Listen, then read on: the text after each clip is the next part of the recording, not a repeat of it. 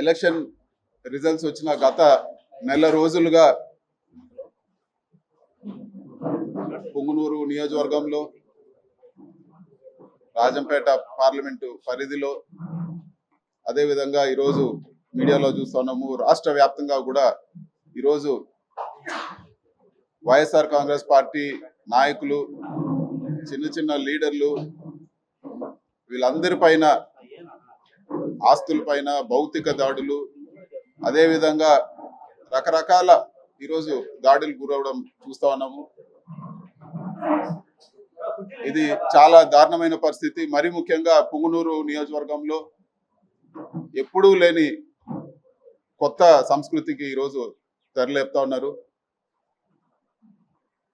జేసీబీలు, ఎక్స్క్వేటర్లు తీసుకొచ్చి పేదోళ్ళు వాళ్ళు కష్టపడి వాళ్ళ జీవితాంతం సంపాదించి చిన్న చిన్న ఇల్లులు, చిన్న సింగిల్ బెడ్రూమ్ ఇల్లు, చిన్న ఇల్లులు కూడా అవన్నీ కూడా జేసీబీలతో కూల్చేయడము, వాళ్ళ ఆస్తులన్నీ కూడా ధ్వంసం చేయడము, ఎక్కడో ఫ్యాక్షన్ నియోజకవర్గాల్లో చేసినట్లు చెట్లు, మామిడి చెట్లు అన్నీ కూడా వందలాది మామిడి చెట్లు కాపుకొచ్చిన మామిడి చెట్లు అన్నీ కూడా నరికేయడము.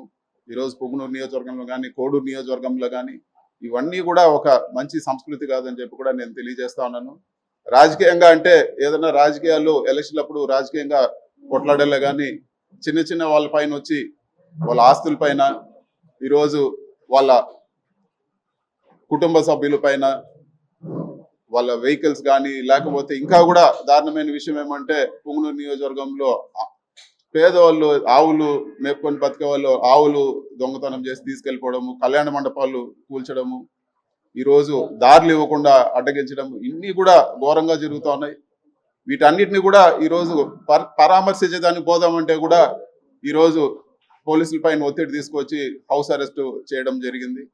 ఒక ఎంపీగా నా నియోజకవర్గంలో తిరగడానికి కూడా ఈరోజు నా నియోజకవర్గ ప్రజల్ని కలవడానికి కూడా ఈరోజు రెస్ట్రిక్షన్స్ పెట్టి తిరగనీయకుండా, ఇది వరకు షెడ్యూల్ పెట్టుకుంటే పోలీసు వారు ఇంకొన్ని రోజులు పోనీయండి సార్, ఎలక్షన్ అయింది ఇప్పుడే కొన్ని రోజులు పోనీయండి అని, మరి ఈరోజు కూడా హౌస్ అరెస్ట్ చేసి ఆపాల్సిన అవసరం ఏముందని చెప్పి కూడా నేను అడుగుతా ఉన్నాను. ఖచ్చితంగా ఇవన్నీ కూడా స్పీకర్ దృష్టికి కూడా తీసుకుపోతాము. ఇవన్నీ కూడా నా కాన్స్టిట్యూషనల్ రైట్.